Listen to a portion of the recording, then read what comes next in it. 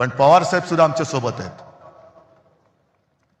ज्या पवार साहेबांनी देशामध्ये सुद्धा एक मोठं काम केलेलं आहे, म्हणून ही दोन नावं पुसून टाकायची.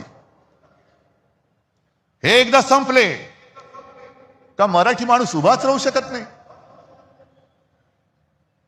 पण त्यांना अजून कळलेलं नाहीये, मराठी माणूस सहनशील आहे, दयावान आहे. पण कोण जर का अंगावर आला तर शिवसेना प्रमुखांची शिकवण आम्हाला आहे, एक तर कोणावरती वार करू नका, पण जर अंगावर कोण हात उगारला तर तो हात जागेवर ठेवू नका. आम्ही कोणाला घाबरवण्यासाठी युती केलेली नाहीये, आम्ही कोणाचं काही हिसकावून घेण्यासाठी युती केलेली नाहीये. पण आमच्याच घरामध्ये येऊन जे दादागिरी करतायत त्यांच्या विरुद्ध आम्ही आवाज नाही उठवायचा तर काय लेंड्या टाकायच्या. आणि मला एक मराठी माणूस असा दाखवा की जो परराज्यात जाऊन ह्यांचे जे पोपटलाल आहेत त्यांच्यासारखा दादागिरी करतोय. एक माणूस दाखवा, उभा चिरून टाकतील त्याला. पण मराठी माणसाला जो एक काही दुईचा शाप आहे, हे शिवतीर्थ आहे. आज आपण शपथ घेतली पाहिजे की त्या दुईच्या शापाला सुद्धा आपण कायमचं गाडून टाकू. शिवरायाच्या साक्षीने शपथ घेतली पाहिजे. नाहीतर औरंगजेबाचं ते वाक्य शिवसेना प्रमुखांनी सांगितलेलं ना की या पहाडी मुलखात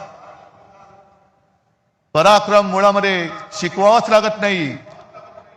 हे मराठे या पहाडी मुलखात तमाम दुनियेला भारी आहेत, यांना पराक्रम शिकवावं लागत नाही. पण दुईचं बीज इकडे खडकावर जरी भिरकावलं तरी एवढं रुजतं फोफावतं की पाहता पाहता तमाम दौलत तबाह करून टाकतं. हा दुईचा शाप गाडून टाकायचा आहे. आणि भारतीय जनता पक्ष, मला कालच्या मुलाखतीत प्रश्न विचारला, तुम्ही वडिलांकडनं काय शिकलात?